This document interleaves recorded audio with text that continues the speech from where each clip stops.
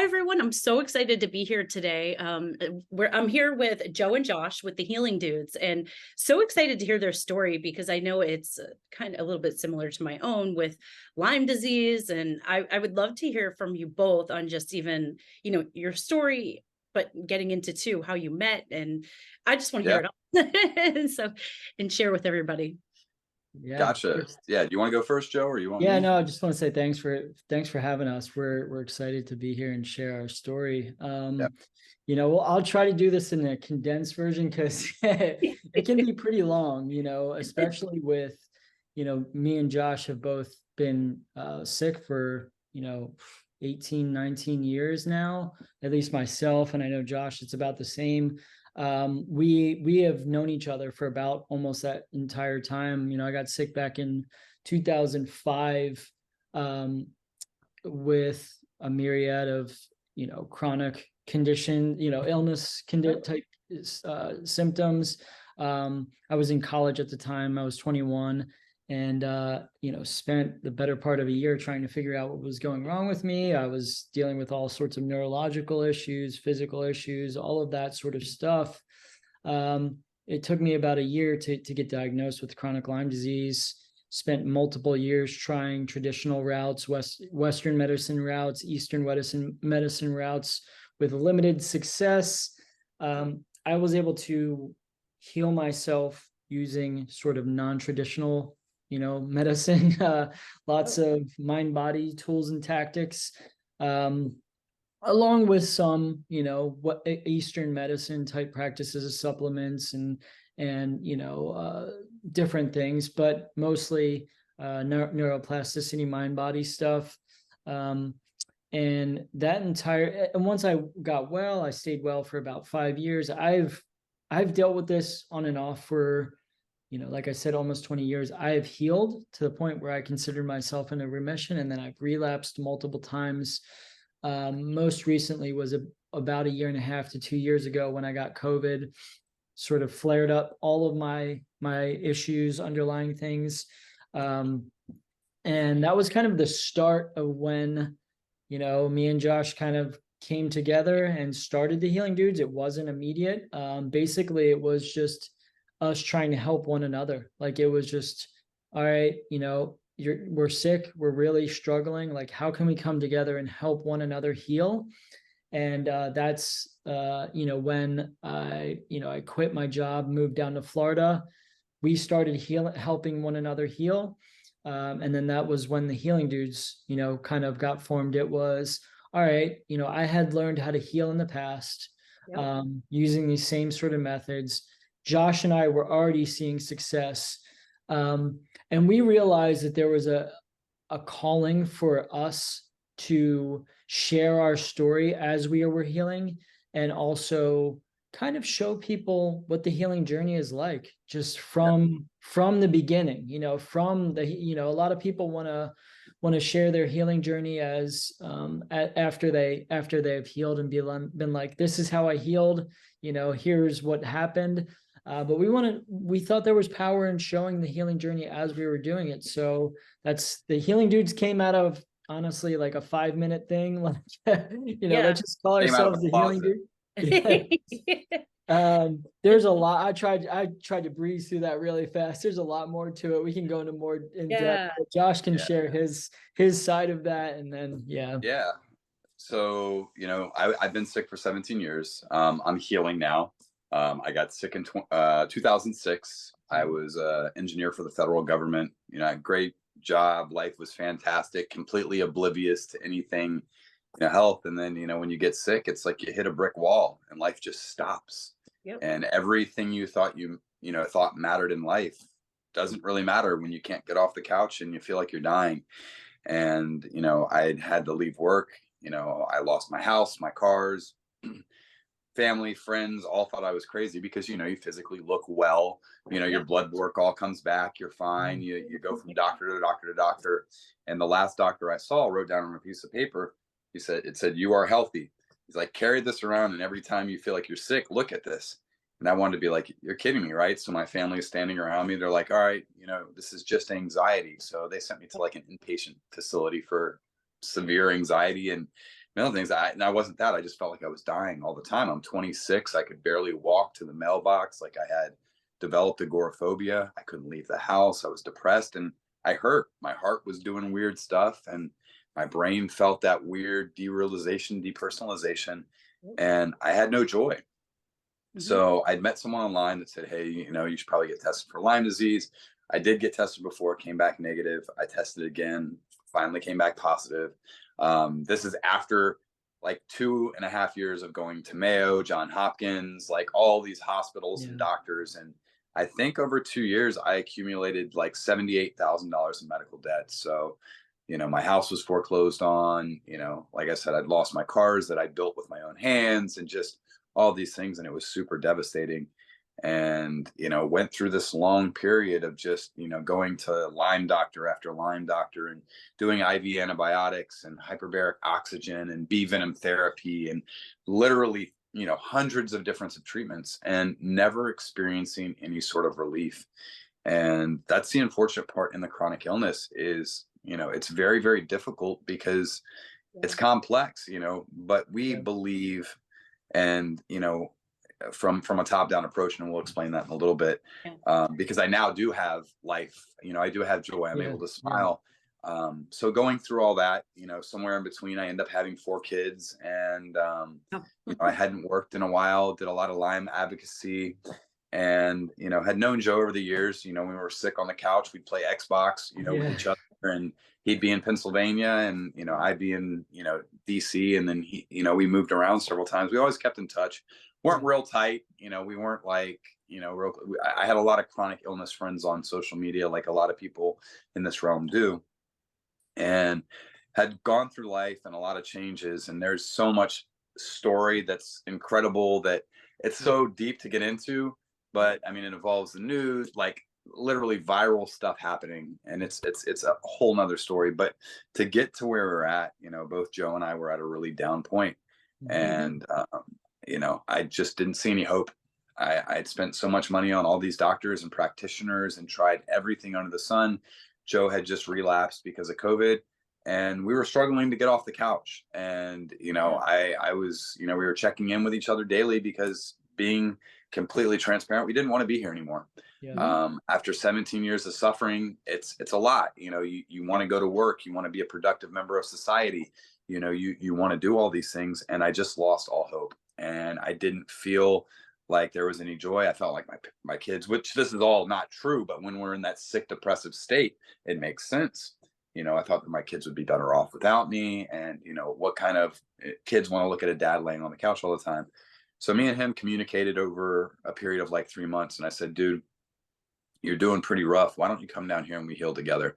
And we both had started kind of, dabbling in neuroplasticity. And for me, as an engineer, I'm a very science-based person. Like I'm not one that talks to the universe or anything. Like I don't do, and not that there's anything wrong with that, No, but I totally need, get it. I need evidence behind everything that I do. And I would clap back at Lyme doctors and practitioners. All right, where's the evidence that this is going to work? I don't want to try another experimental treatment. And, I told you, I was like, I was trying to do a program called DNRS, and it was great, but I couldn't stay consistent. Like I couldn't pull myself out of the rut. So I said, come on down, move down here. Joe had a fear coming down here. He's uprooting from his nice condo in DC to come live in my son's bedroom on his bunk bed. And we were going to try and heal together. We were going to hold each other accountable. So we did that. We worked on neuroplasticity, and we got up, we walked, we did yoga, we meditated. I don't mean to cut you off, but what is neuroplasticity? So I'm gonna get into that. Okay, sorry, I didn't mean to like. Yeah, no. It's People totally listening fine. are gonna be like, "What is that?" So what happened is we knew that Joe was doing it without actually he's done programs. So we came together and we started. And I know the meditation sounds crazy, but it ties into neuroplasticity. I was never a meditator or anything like that. Like my life has shifted because of all this. So every day we would go into a closet. It was a big closet. There's no proofy stuff like that up there. But we go into a closet. We both had like beanbag chairs, and we would sit in there and we would meditate, and we would visualize ourselves healthy and doing things healthy. But not just that, what a life would look like even if we had to do it sick. So we began writing stuff down on the wall like crazy Yep, people. yep. You know, we wanted to open a food truck, and then we wanted to make acai bowls, and then we wanted to start this healing thing. So we're like, dude, what if we heal publicly? What if we Yeah, try this? And if we fail, we fail, but at least we're going to do this neuroplasticity thing. So there's a yeah, lot of programs out there that doctors run that are science-based. So neuroplasticity, the best way to describe it is the placebo effect. yeah. So I'm not sure how familiar you are. The So the mind-body placebo effect, connection. Yeah. yeah, the mind-body connection. So back in World War I or two, I'm not quite sure which one it was. You know, these GIs were having their legs amputated and whatnot in the field. So the nurses would give them morphine. So they're just like during the operation, and you know, to try and help manage the pain. Well, they ran out of morphine in the field, and what they started doing is injecting the soldiers with saline. Now, the soldiers that were injected with the saline were acting just as though they had been injected with morphine. And the doctors were so puzzled. So this came back to the United States, and they started studying it. And this is now what's called the placebo effect. Yeah. It basically shows that our mind is capable of so much healing when Yeah. there's belief behind it. Now, we're not saying that you're going to think your way out of a condition or anything like that. It's a lot more complex than that. But when they start doing clinical trials, they're always, always, always paired against the placebo effect. And 50% of the time, the placebo, they can't tell the difference between that or the real medication. Yeah. So there's a connection in the brain, and then it breaks down into neural pathways and habits and stuff like that. When we become chronically sick, trauma hits, all of our body stops, you know, acting the way it should. Digestion shuts down, all these things. Our nervous system is essentially dysregulated. And what happens in that is when things are dysregulated and it's not working in an optimal environment, you're constantly dumping cortisol, you're stressed all the time, you're obsessing about your illness. There's no way that you can get better. I don't care what medication Yeah. you take about Yeah. that. So neuroplasticity is retraining the brain to obviously think into the positive, and you know, using certain tools like brain tools in brain retraining to help shift the mind to use the same thing as like the placebo effect. So that's Yeah. kind of it in a very, Yeah. very brief nutshell. Yeah, Joe, I'll just I want to add to that too, Josh. It's about, you know, like you had mentioned the nervous system dysregulation. It's about getting out of our own way and allowing our body to heal. It's not just like Josh said, it's not just we just think our way well. No. But and it's you know, it's hard. it's hard. Yeah, it's hard stuff. But it is about shifting your mindset from all of the doom and gloom, stress, fear, worry, all of the stuff that chronic illness brings, and shifting it out of that back to a state of more balance. It doesn't always have to be positive. You know, it's not like we just think ourselves well, but we have to get out of that chronic inflamed, dysregulated state where we're constantly dumping cortisol, fear, stress, worry, because that just keeps us sick. And the more you do that, the more you kind of get your body more regulated and balanced, it begins to serve you and heal you. And that's just a small part of it. We incorporate a lot more as well. But yeah, that's kind of, Josh did a good job of explaining it, but it's very complex, but But it gets your immune system essentially your immune system's supposed to do exactly that. And we've lived in a society so long where we eat garbage. We're constantly in fight or flight, even if we don't realize it. Driving to work, rushing to the gym, getting groceries, just blah blah blah blah blah blah blah blah blah blah. Our bodies weren't designed to operate like that. So when we begin to slow things down, practice gratitude, visualize, and start living our lives again. So I'm not sure how it was with you, but for both of us, when we got chronically sick, we stopped living. We stayed around on the couch because we didn't feel well. We stopped engaging in activities that bring joy. So when you stop moving, your muscles get weak. Naturally, you start feeling like crap, and everybody's waiting around for that magic pill, and it doesn't exist. It doesn't for people with most chronic illness. Unfortunately, it doesn't exist. So what we teach people to do is there is the neuroplasticity portion, but we believe that community is so vital and healing. So if I'm constantly on these chronic illness communities and it's just death, death, death, die, die, die, pain, pain, pain, that's what you're insane. But when you see hope, when you see people getting better, when you see people going out and living their lives, Joe and I are 100% better now, and we're very transparent about that. But we are back to living life. I have joy again, and that's kind of where we're at after this journey. We teach people that it's not linear. And I don't think that whatever treatment you do, you should never expect it to be linear or fast, that there's going to be bumps in the road, that it's going to be tough. but we created this community that supports people, and it's amazing. So if you break down, it's all right, we got your back, but we're not going to fall back. We're going to pull you Yeah. back up, and we're going to propel you. So we encourage people to maintain movement, to make sure that they're eating a non-inflammatory diet that's full of Yeah. organic food, and they're eating well, they're giving their body the fuel that it needs. And then we teach people, all right, you're sick, but we get one life, and Yeah. it's fading every single day. And a lot of us has wasted so many years. So what are some things that you can do in your life that bring you joy? Now, this is on top of the neuroplasticity. Maybe, you want to go volunteer at the SPCA. Everybody has different passions. And for us, this was one of our passions. And Yeah. by doing this, and by doing things that brought us joy, we're no longer dumping cortisol. As we know that stress and diet are the two leading causes of chronic illness, aside from an actual viral pathogen. But Yep. those are huge things, and everybody's stressed. So when we teach people to kind of alleviate the stress, Yep. to calm that down, to get our nervous system working the way that it should, our immune system then starts to kick in. Digestion works the way that it should. Your heart rate's not speeding through the roof. You're not out of rhythm. All these things start coming into play. And what's great is there's so much science behind everything. And that's what convinced me. And then when I started feeling better, I'm like, wow, this really works. So Yep. Yep.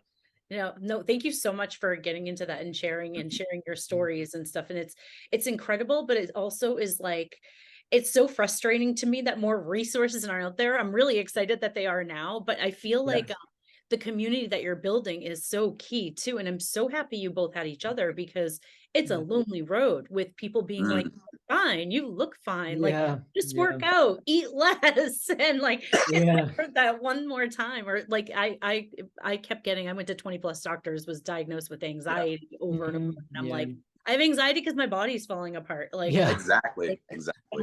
but I think that community piece is so important. And so what is the Healing Dudes? What did you guys create? I know it's this community helping healing and everything. So yeah, it's so the Healing Dudes is it's kind of evolving all the time. So we started it out initially as just it's our social media sort of, Instagram, Facebook, whatever, TikTok, about sharing our journey, and sharing resources and how to effectively heal your body as we're healing. So it's obviously it's centered around positivity. It's centered around tools and things that have helped us heal, but it's much more than that. It evolved into what we created were these healing boot camps, where we have about 30 people, and we are teaching them how to heal through chronic illness. Most of the people there are chronic Lyme disease, but we have a lot of long COVID. We have some people just with anxiety, depression, agoraphobia, things like that, and like chronic fatigue syndrome and things like that. But it turned into that. It was like, okay, well, Josh and I were helping one another heal. And we had already seen benefits just healing this way. And obviously I'd healed in the past, and we decided to start these healing boot camps. And it was immediately like a lot of people wanted to join. It was like they were all in. We had people wanting to sign up, and our first class was full within like 2 days, and we only accept around like 30 people per class. So from there, we teach people how to heal through neuroplasticity and all these other mind body tools and tactics that Josh briefly talked about. But it's much more than that. It has become a community of like-minded individuals that are all on the same path to heal. It's filled with positive. We don't talk about symptoms and doom and gloom. If it ever goes down that path, we start to veer it back and be like, this is not the way to heal. So that was part of it. The healing boot camps was part of it. But more than that, it's an entire sort of company now where we're trying to do additional stuff. Like we have several passions. At first we wanted to start a health food restaurant, and that still isn't our goal, to have a Healing Dudes restaurant. But we're also creating health food products as we speak. So that was, that was another thing. We have, I mean, we could talk about it now. We have something called the GnarBar coming out, GNAR, like gnarly, GnarBar.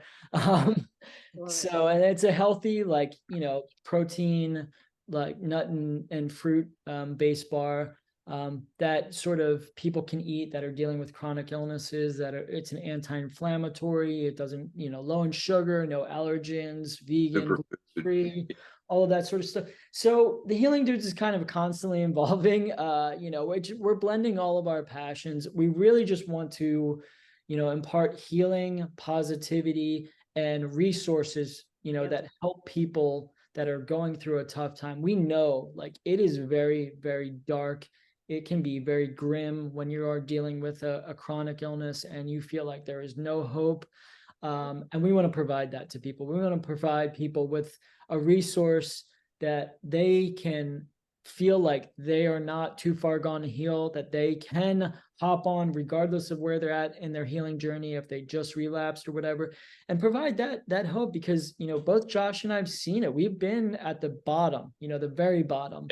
Josh will get more into his story about, how sick he was. There were a lot of times when I think both of us didn't think we were going to make it, whether it was just, how bad our illness was, and also sometimes just not wanting to be here because it was so tough. Yeah. And we have come out of it. And so we want to provide that. And we also want to provide, things to people so that if they're in it, they can, they can have, a healthy food that can help, as well. I love that. And I just love what you guys are creating. And I know it's going to iterate and change over time, but I think another part of this is that, trying to find resources is really expensive too.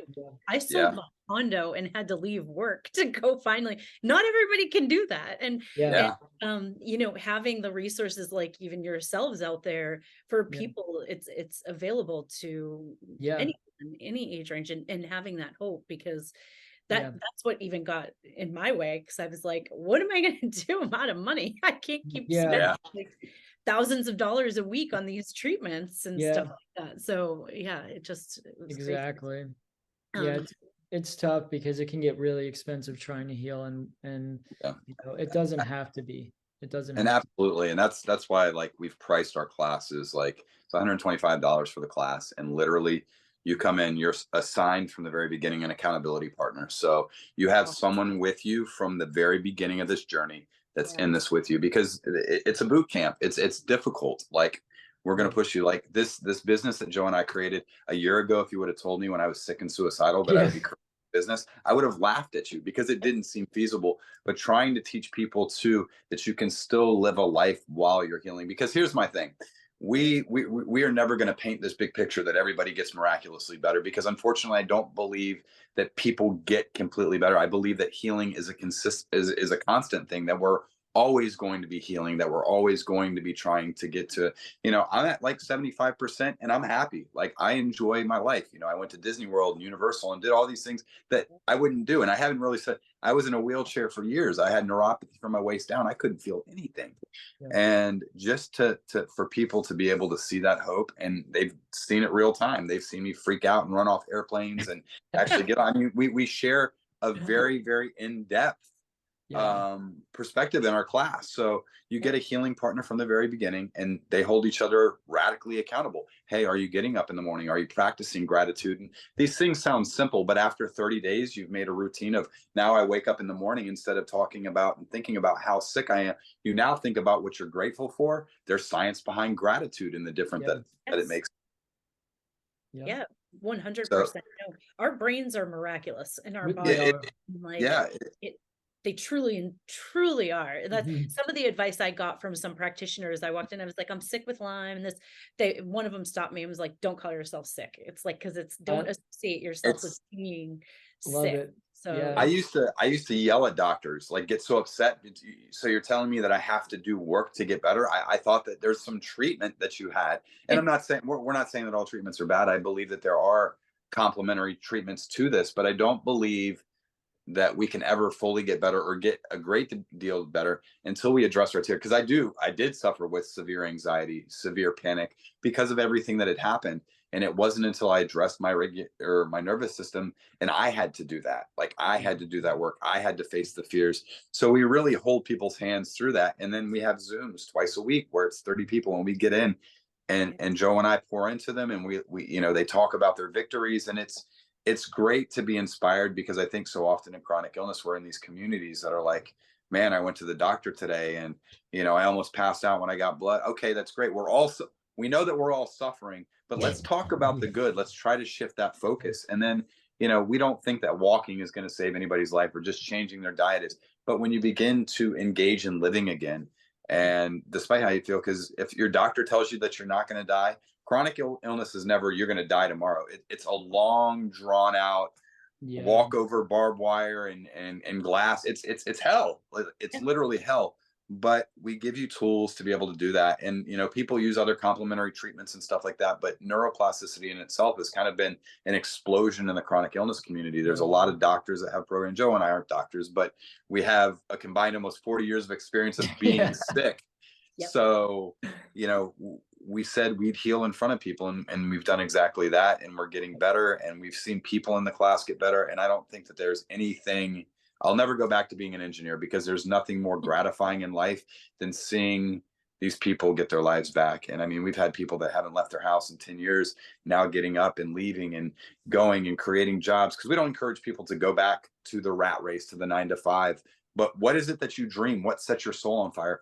Go pursue that, because the only things that stop you are the barricades that you put in your mind. Oh, well, I don't have money, or I guarantee if you sit and invest time, you'll figure out a way. Yeah. So.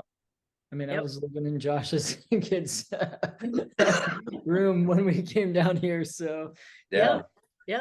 I did the same. I moved in with my sister and her 3 kids and her husband, and it was like, okay, I'm figuring it out at 40. Let's go. I just turned 40, so that's kind of it. It's figuring it out at 40. I turned 44 in January, so I'm like, we're really redoing this at 40 years old. I'm like, maybe 40 is the new 30. I don't know. Yeah, 100%. Yeah, it's funny. Yeah, no, it's funny you say that, but I just love your message and what you share and stuff. And so when you are in the classes and stuff, what do you think are some of the biggest challenges that people have? What are the roadblocks that they're hitting as they're going through the boot camps? It's crazy. So obviously, people want to talk about their symptoms. Like they want to talk about them, and it becomes an obsession for a lot of people, and rightfully so. Coming into this, everybody thinks they're the worst case scenario. I thought I was the worst case scenario. Like, you think that you're exception, but the biggest hurdle we see is fear. People being able to differentiate what's actually symptom based and what's fear based. So what happens is when they go into a fear based mindset, it exacerbates whatever the symptoms are that they have, whether it be of Lyme. So we have a lot of people that come in that have stopped living life. So they don't leave their house. They don't go to the grocery stores. They don't drive. They don't do any of that. So the challenge is, because they think that they're going to pass out when they're driving, or and we tell everybody, we're not doctors. By all means, get a full medical workup before you come in here. And as long as they clear you, then we'll guide you from there. But people stop driving because they're uncomfortable. Guess what? Healing is uncomfortable. Healing is very uncomfortable, and you're going to have to, Joe says this all the time, you got to get comfortable with getting uncomfortable. And what we see is, and we tell people, is it's not a 30-day thing and you're better. Nope. You're literally laying the bricks and foundation so that your immune system is able to do what it can. And we realize the more your mind is distracted away from being sick, the better you begin to feel. Like, the symptoms are still there, but that's like, if, you hit this hand with a hammer, it's still going to hurt. But, over here, someone hands you $1 million and you got $1 million in the hand. You're thinking about the $1 million and you're not thinking about the pain in the hand. And this is how the brain works. So if we can teach you how to distract yourself and begin to focus on creating a life that you enjoy, we find that people do heal rather quickly. But it's not easy, and it's a lot of hard work, and people are naturally resistant to the term do the work. You know? Or even not knowing what that means, or you might recommend like meditating. They're like, that doesn't work for me. Or So the meditation, this isn't going to work. The meditation part, we're not like sitting here and no, when we have people meditate, we use a very specific type of meditation where we have people visualize themselves healthy in the future, doing what it is that they want to do. Yeah. And as they visualize themselves doing it, if you do that, we have them do it in the morning, and we have them do it at night. So if you're doing that morning, night, morning, night, morning, night for 30 days, guess what you're more likely to do? If you want to become, I don't know, I use this stupid example for whatever reason, a cattle rancher in Montana, and you meditate and you visualize it and you write it down every single day, morning, night, guess what? You're probably going to wake up and start investing time into that. And now you're investing time into actually doing things while you're well, instead of, all right, well, I just wasted another year sick on the couch. So, or thousands of dollars on this practitioner that didn't work and stuff like, I also wanted to talk about another challenge that sometimes we face too. You know, obviously Josh talked about fears and all that sort of stuff. I think it's a challenge for people to get out of their old habits and routines. You know, it takes time. You know, it's really, you know, the thing also, you know, we'll say too is, if this was easy, everyone would be doing it. You know, it's hard. It is hard work.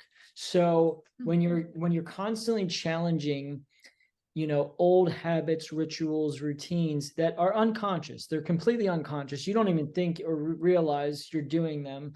And we're throwing a wrench in the spokes of like unconscious behaviors and changing them. A lot of people are resistant to it and they don't even realize it. And so it takes time. It takes a lot of practice. It takes a lot of dedication and going through some discomfort while you're doing this. So some people are more apt to just like jump all on board right away, you know, where they're like, I've been sick for 10 years. I'm doing whatever that, you know, and sometimes those people are the ones that heal. Like those are some people, it takes month after month after month of dabbling, trying, and they're like, I'm there, but I'm struggling. I can't seem to, you know, change this routine or this habit. But even those people, as long as they're on board, they eventually get there. Like, you know, we have seen people, some people in our class stay for, you know, a month or two and they get what they need. And they're like, you guys have taught me stuff. I'm healing. I can take it from here. Other people stay with us for months at a time. And even some of the people that struggle will stay. And, you know, there is that turning point. There is finally that turning point. We've seen it so many times. if they stay consistent. If they stay consistent, there is some people it takes a month, some people it takes 3 months, some people are resistant. They're very, very resistant to change and all of this stuff, but eventually they get there. Even some of the most frustrating people that we've had in our classes, you know, they eventually get there and they have these breakthroughs and then it's life-changing, you know? Yeah, no, I love that. And thank you so much for bringing that up too. And I think what you guys address is so I ended up feeling better after I worked with an herbalist and started I had lifestyle changes in there too, like not crazy, nothing crazy. And whatever herbs and supplements I was using I lost 60 pounds. I was back I had the same thing as you, Joe. COVID came and hit, and then everything was like right back up. But I had luck there. But where I really wasn't addressing was the head piece, the emotional piece, the unresolved trauma piece. And I think that's where you guys are like starting, and that's the most important thing. And I just want to call that out, that, you know, that's huge, and I think that's amazing. So so that's kind of what is a top-down approach. So we begin to work here, and a lot of people say you go into your body, part of it, and that is true, but we start here. We believe that in order to fix anything here, we have to start here, because you're right, there is so much unresolved trauma. So a lot of people that get sick, I'm not sure if this is you, I had trauma in my past. And I believe, you know, I'm not sure if you read the book, The Body Keeps Score. It's a great book.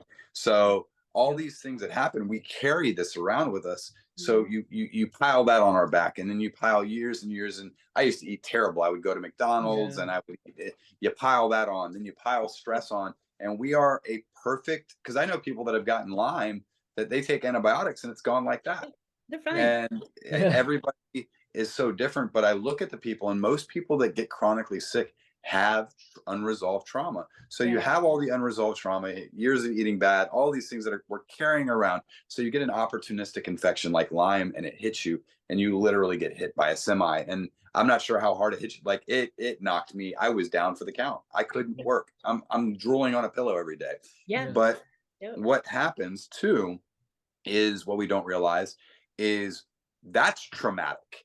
That experience alone, because we don't realize what health is until we lose it. Like, I always say it's the greatest gift that we have that we're always unaware of until we lose it. And I would Yeah. always say I would rather be a homeless man living underneath a bridge Yep. than to have all this stuff and to be healthy. Like, I Yep. just wanted my health back. So the actual trauma of getting sick, of losing your life, of losing friends and career and money and all these, it is like getting hit in the face with a wrecking ball. So we try to help people kind of unpackage that and feel it and let it go. Yep. That's a big part. So we say that we have to heal that trauma.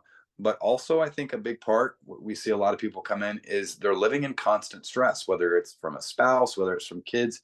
And we tell people that they've either got to make peace with where they're at and find a way to find calm in that stress. Mhm. Maybe they're in a marital situation they can't leave, or a work situation they can't leave, and they've got to find peace, or they have to completely get out, because you can't heal your body regardless of what treatments. And I'm a big herb person. I also did the Cowden protocol, which is a bunch of different herbs on top of why doing this. So we definitely believe in other approaches, natural approaches, unless something's like life threatening. But it is getting out of that stress where we're constantly dumping cortisol because the body can't function properly. And unfortunately, in modern medicine, we're told, hey, take this pill, you'll get better. All right, that's not working. You get a bunch of, here, take this pill to get rid of these side effects. Take this pill. Oh, Yep. take this antibiotic. I'm sitting here laying in bed with my IV pole and my IV antibiotics, my port going, or my PICC line going into my heart. And I'm like, dude, this feels like it's killing me. And that's Yeah. because it actually was. Like, all these medications that we're on, that was when I was the sickest. And I told myself, oh, I'm herxing. No, my body's saying, screw you. Like, you're putting all these toxic things in your body. And I Like, can't of course you're going to feel process the ghost. it. And I Yeah. never felt better afterwards. And I believe some people do feel better, and whether that's placebo or where it actually killed a bacterial infection, I don't know. But Joe and I did a lot of research in the community, and what we started researching is what was helping people get better. We wanted to talk to the people that was before the healing dudes. And we kept coming across neuroplasticity, mind body healing. And I was like, well, there's no medicine behind this. How is this happening? Well, neuroscience is a very real thing. And we started reading studies. And I think we talked to over 100 people who had completely gotten their lives back and started to heal doing this. So I was like, yeah, man, let's do it. And I think about probably 4 or 5 months in, I'm like, Joe, I feel like I'm getting better, dude. Yeah. I went from literally, if I could pick my camera out and show you where I used to lay on the couch, there's an indentation where I never moved. I told myself I wanted to start coaching basketball again. So I traveled all over the East Coast, coaching basketball and doing all these things that I love. And you have these glimmers, and I went back downhill again, and we pull ourselves out, and we realize that it's a roller coaster of a journey. But each time I pull out, I'm a much stronger person, and I'm much more resilient to those breaks. And like I said, when you start to feel parts of your health coming back, there's no price tag for that. Yeah. No, I cried when I felt like normal one day. And one Oh of my my gosh, friends was like, I feel like I have you back. And I'm like, I know, Yeah. I'm coming yeah. back. It's One of like you those almost don't beautiful know what to things. do. Like, when you feel normal, like, what is this? Like, what is going on? It's like, Yeah. I didn't realize how much I did. I didn't even realize how far from myself I felt like. Yeah. Yeah. And you come back to it. So I just, again, your journeys are incredible. And I love what you're both building and doing. And, what would you say is the best piece of advice you both have received just in life or on this journey? For me, honestly, it's not that I've received, it's that I've come across.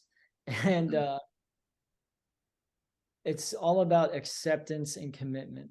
This is something that we talk about a lot. It's part of neuroplasticity, but it's really kind of a little separate. It's a few things. It's like acceptance and surrender. Like, acceptance is such a misconstrued and misunderstood term when it comes to chronic illness. Sometimes people think like acceptance, you want me to accept my illness, you want me to accept that I'm just going to be sick. Yeah. And that's not what we're talking about, or what I learned about prior to getting better the first time. This was probably about 2008. I learned about acceptance and commitment therapy, and how acceptance on this journey of acceptance of, just everything. Stop trying to fight your way through life, through your illness. You really have to ease and surrender into it and do the things that you can do, that you can control, and let go of everything else. And that's where the acceptance and commitment piece is. That was a big game changer for me when I was healing in the past. And we teach it all the time. We talk about it all the time in our boot camps. And when people are struggling, it's, sometimes it's because they're fighting their way through, trying to heal. They're fighting with their symptoms. They're fighting their way through life. And it's, you got to accept, you got to calm your nervous system down. And part of that is accepting where you're at. You don't have to like it. You don't have to love it. You don't have to, believe that it's going to stick around, but you have to accept this is where you're at. You have to surrender to it. I can't snap my fingers and feel better. I can't do that. And then you have to commit to doing the healing work, commit to taking action on life, that you want to do even while you're healing. This is where we talk about facing fears and, beginning to live as though you're healing. So you take action on the healing work, the neuroplasticity, the eating, nourishing your body correctly, getting back into movement, exercise and all that sort of stuff.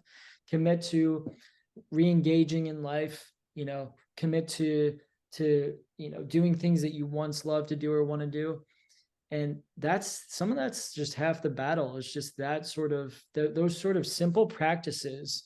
They're very hard to do, but that's one of the biggest things that I learned and came across. And it wasn't a piece of advice from someone, but it was something that I learned along the way. Yeah. I've had that lesson as well. Yeah.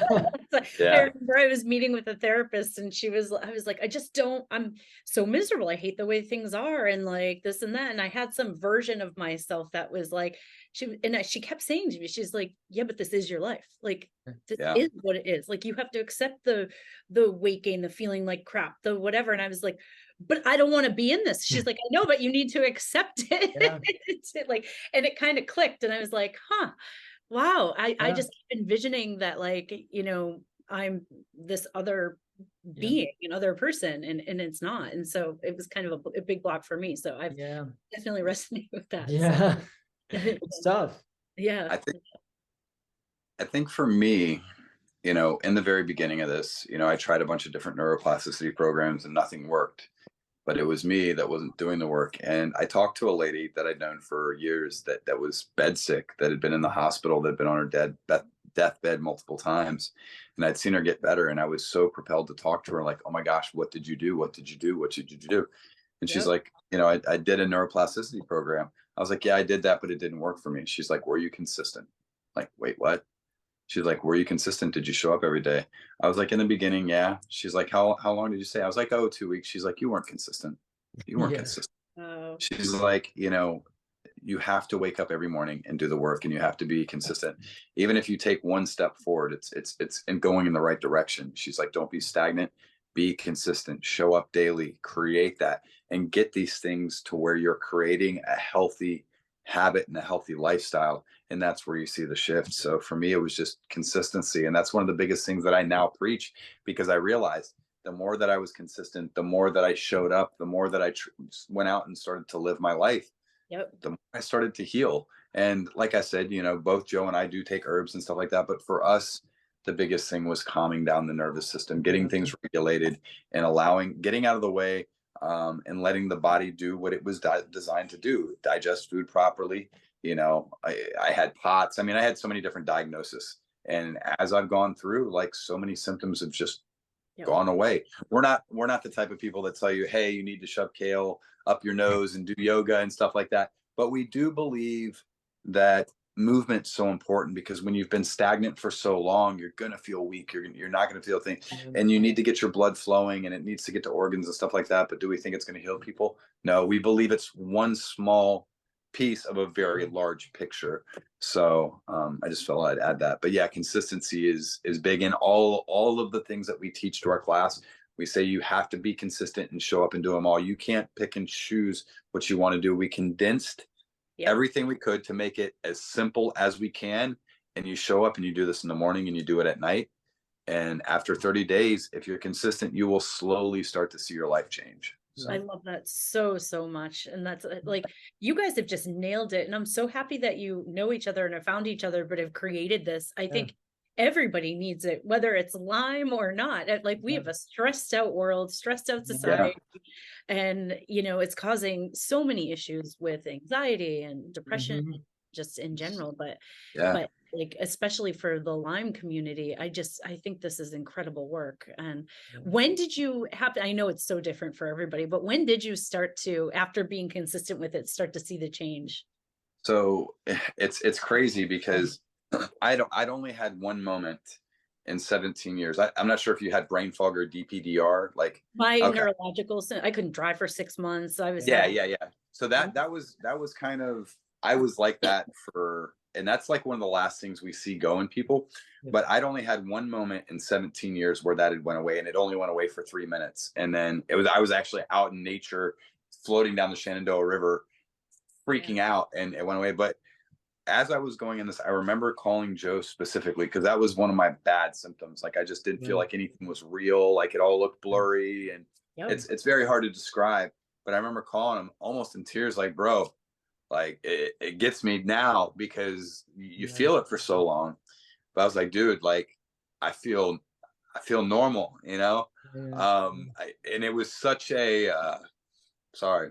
No, it's a beautiful moment. Thank you for sharing. It was such a strong feeling of, oh my God, I'm getting my life back. Like, and it didn't last all day, but I would say it was probably about 4 months in that we got that. And, you know, I was doing everything, and I was actually, you know, I was facing fears. I started traveling around the country. I started checking things off my bucket list that I wanted to do. And I wasn't doing that before.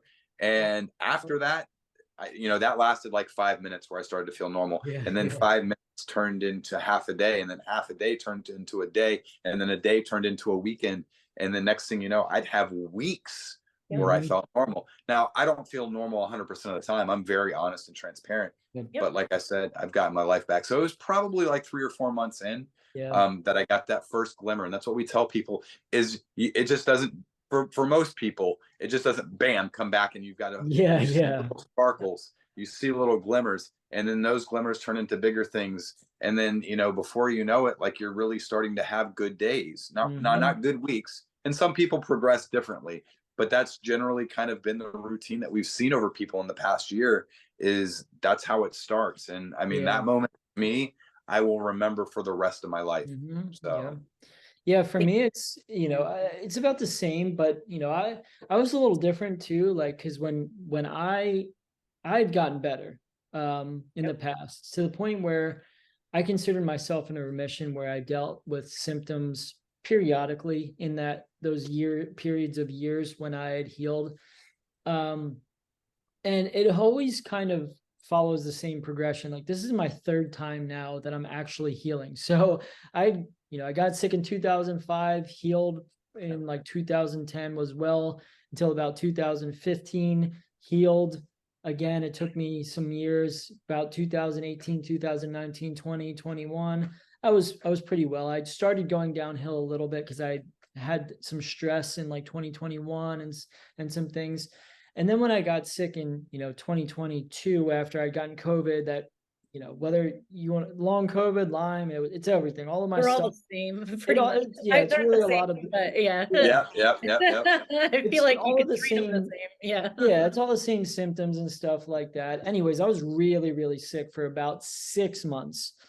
When I moved down to Florida, that was in July, I had already we had started just a little bit. I already kind of experiencing a little bit of lessening of some of my symptoms. But when I moved down to Florida and Josh and I started doing this, together, holding one another, it was about a couple months in, I started experiencing, some Holding better. one another accountable. We weren't holding each other. Well, yeah, holding each other accountable. Yeah. Yeah. About a couple months in, kind of that's, it's like you have these glimmers, you feel a little bit better, the symptoms lessening, and it's hard to even notice sometimes at the beginning. But as we're now like, a year into it, after we'd started this a little over a year ago, I see the progression just like I saw it, when I had healed in the past. And unfortunately, you get these glimmers and then you go back, it's up, it's down, it's, you feel like you're healing, you're like, wait, I'm not healing. Yeah, it's, how it is. So, Yep. but Yeah. you can experience healing and know that you're on the right track pretty early on when you do this stuff. Like I would say the majority of people that really commit to this type of healing, they'll notice stuff with possibly within the month, if not within 2 months of doing it, you'll start noticing it. Now for me and Josh, like we still do all the things that we teach and that we preach and practice to everyone. It's now to the point where we enjoy life now. Before it was like, even when we had those glimmers, we were still, struggling through life a lot. We were doing a lot of this stuff. Now Josh and I, we live, full lives. We're still healing. We still have symptoms that linger and that will come back in times, but we have joy again in our lives, and we do things that we enjoy, and we don't really live super limited lives anymore. So for everyone it's different. And the one thing that we always say for, as we're talking to people, is you cannot judge your timeline, based on other people's timelines. There's a lot of people out there that are in this healing space. Some are really great people, and we've had the blessing of having, making friendships with some people in this type of healing space of and they're honest, they're truthful, they're great humans. And then there's some people that kind of feed you lines, that are, oh, if you do this and you buy my program, you'll heal in 3 months, 6 months, or whatever. And it's false promises. And, we don't subscribe to that. We tell people, if you do the work, if you're consistent, you will experience healing. You can't judge your timeline. Some people takes months, some people takes years. It's just, we're all different human beings. We all have different things that come up throughout the healing journey, and it's tough, but you can experience changes quickly, where you start to get your life back. I love that so much. Like so much. And I think that it is so, I don't know, it just makes so much sense too. So I've had people walk up to me before, even when I started like feeling better, and they're like, what probiotic are you on? And I'm like, oh no, way more than that. But exactly. And I didn't feel any relief I think for like 8 months. But like I said, I started with like physical. I wasn't addressing anything with like my mentality and stuff. And another challenge that I had too, and I don't know if you run into this with people, but I was spending all this money and being consistent and taking the herbal supplements and doing the diet and doing the exercise, but somewhere deep down, I was not, I think it goes with that acceptance, but I was like, well, I'm spending money, I'm doing these things, this is going to heal me. It wasn't like I am going to heal me. It's this herb, this next thing. So it took me 8 months to even feel anything. This, again, why I love your program is it kind of addresses that right away. Yeah, it does. Yeah. And we even see it with people in our boot camp. Sometimes they're like, I meditate, early on, usually it's like, I'm doing the work, I'm meditating, I'm doing this stuff. But the part of the issue is they don't look at it as like, I'm doing this stuff because I want to, and it's going to heal me if I just let go and let my body do the work. Some people look at whether it's, herbs, supplements, taking something, or even as simple as the stuff we're doing is like, it's almost like, looking at a boiled pot, like seeing how, watching a pot boil or whatever that phrase is. It's like, you can't like constantly monitor how you're feeling based off of doing the work. It's like you have to just do the work and surrender and let go. Do the things that you can do, and trust that your body will heal, and it will heal. But if you're constantly obsessing, stressing over it, watching your watch, it's not going to and that's help. why we encourage people to find something that they enjoy to pursue. Because when you have that joy, when you have something that makes you smile, to pursue a dream, because we stopped pursuing dreams as adults. Like, as kids, we had all these dreams and we would get excited. Like, I don't know if you guys, I use this reference all the time, but the night before a field trip, we're packing our lunch and we're super excited, and we get up and we get on the bus. And I still remember the smells, the sights, all that. We used to have such an excitement for life, and we lose that as adults. So trying to rediscover that as humans, and to dream, and then not only to dream because we live such short lives, but to believe that we're able to achieve those dreams. So in the whole healing process, if we're more focused on that during the journey of while things suck, and we have something that gives us like something to look forward to every morning, it makes all the difference in the world. Yep. That's so. Are you guys, how are you working with people with advocacy right now? Because this is like an incredible thing. Are you working with other doctors or like No, we haven't. Short background.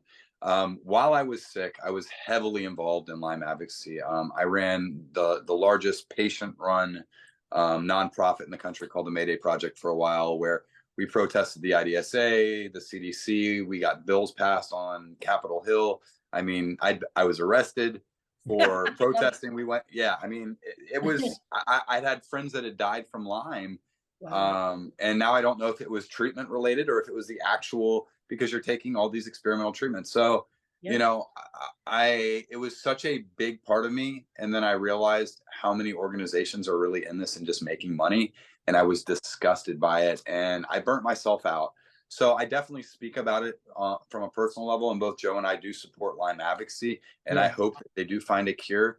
But in the history of chronic illness, I don't believe that the medical establishment, and we speak about it, I don't believe that they want anybody cured, because there's no money in that. The money's in continuing for people to be sick. So we have aligned with some really cool people in the Lyme disease space, some really genuine people, not as many doctors. We have talked to like a few alternative medicine doctors, which are really more receptive to this stuff. We have aligned with other people that people from like the Quiet Epidemic, that movie that came out, and like some other doctors that are more in this space of neuroplasticity and mind body healing. So we align with those type of people. So, that's what I just want to share your information with everybody too. And I've come across a few, incredible Lyme focused practitioners too, that have pretty much, same journey, kind of healed themselves and been able to figure it out. I am so sorry. I didn't realize how where we were on time, but if you guys have a couple minutes, I'd just like to end with asking you, is there anything else that we haven't discussed today that you want to get out, and just like final advice for people on a healing journey? Definitely keep the belief that you can get better. Don't give up hope. Unfortunately, and this is a very grim subject to end on, but I also think one that gives hope is I've lost a lot of friends that have taken their life during this. And I think that it's unfortunately very common when you don't feel like you have hope, but to believe that things get better. We do have a boot camp that is ongoing, for people that are in absolute dire straits. We do offer scholarships and partial payment options and stuff like that. We are not in this to get rich at all. We know what it's like to suffer, and if people can't pay, then we obviously have those options available for people. But most of all, you can get better. Like, you're never too far gone to experience hope, joy, and to literally create the life that you have. I think depression and anxiety can pull you down, and on top of the chronic illness, make you feel like there's no hope. There is hope, and to keep the belief that things can always get better. Our socials, our primaries, our Instagram, it's at The Healing Dudes. We post inspirational content there all the time. New emerging science behind neuroplasticity, diet, recipes, things that are all positive and geared towards healing. well said. I don't really have a whole ton to add. I think Josh pretty much covered it there. Just to echo kind of what he said, man. Like, if you want to hear more about our stories, we've done other, podcasts.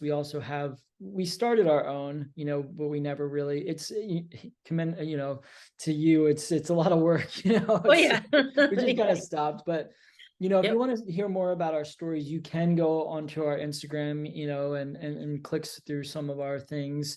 Goes to some of the other podcasts that we've done too. I did write a book as well about my story. So I wrote a book when I gotten better the second time. So I started writing it in about 2017 to about 2020. I published it after I healed. I would probably change some things about it a little bit about it now, but it goes into my journey from 2005 to about 2017, all of this stuff, all of the ups and downs that I've gone through, how I healed myself, how I was healing at the time when I started writing it. And so there's that. Can be found on Amazon. It's called It's All in My Head. It's kind of a play on words about several things, obviously dealing with neurological illness, neurological Lyme disease, all of this stuff, but as well as the mental and the mind-body aspect of healing. It goes into that, a bit, especially at the end of the book of, all of the limiting beliefs that I had and all of the fears that kept me sick for so long. And just to give people hope that, regardless of where you're at, Yep. even if you relapsed recently and you've gotten better, or you're just in this funk, and you feel like you're the worst case scenario, you are not. There are, I'll say it. I kind of use this term loosely. I say there's millions of people out there that have been in where you're at and have gotten better. And it's easy to find the negative. It's always easy to find the doom and gloom. It's harder to find the positive, but it's out there. There's so many people that have overcome chronic illness and health conditions, just the way that we are healing as well. So and it's all over our page, our stories and stuff like that. There's the links to our full stories, because I wish we had time to get into it, but there's a lot of events in the story that include Steph Curry. I'm not sure if you're familiar with the player from the Golden State Warriors, and Ellen's talk show, and all these different things that had happened during the healing journey. But if people want to know our full stories, there are links to those on our page. So, and we'll also have those in the show notes and everything for everybody too. And awesome. like I said, so I'm so grateful to have come across you both and have met you. And thank you for being so vulnerable. I was like almost in tears a few times. So I just like, coming from another person who's, we're all out here trying to advocate and figure it out. And there are solutions, and there are people who can help, yourselves included. And I'm just so impressed with what you've done and put together. And I'm so grateful to share your story on this platform and as many others as I can. So just thank you so much. We really appreciate the opportunity to talk and to share our story. And that's kind of the goal, is we want this community to continue to grow, because I'll say this and then I'll shut up, because we could talk about it for hours. I know. I was like, I could talk to you guys forever. I know. It's this community of people is literally like they become family. We've healing with a 30-person family, and we're trying to keep that small. So we're making other classes, because 30 is a perfect number where everybody's paired up. But if people are lonely on this journey, or they're struggling, like it's definitely, I consider it home. I've laughed, I've cried on our Zooms. And I'm not like some soft guy, like, really not, but it's really authentic. It's raw. Joe and I don't bite our tongues. We don't curate anything. It is kind of, as it is, but we believe in authenticity and healing. And, we show people the bad days. I've shown people where, I've been on the couch where I'm struggling, and, where I'm flying across the country. So, we want people to keep the belief that they can get better. And like I said, I'll shut up after this. You are never too far gone to get better. You're just not. So. I love that so much. Yes. Thank you. Thank you guys so much. I'm so appreciative.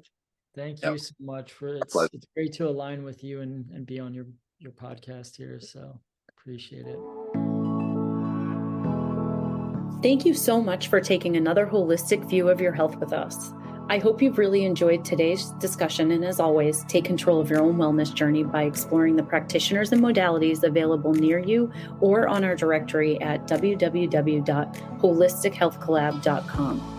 Don't forget to subscribe here so you don't miss an episode, and you can also find more holistic health tidbits at Holistic Health Collab on Instagram.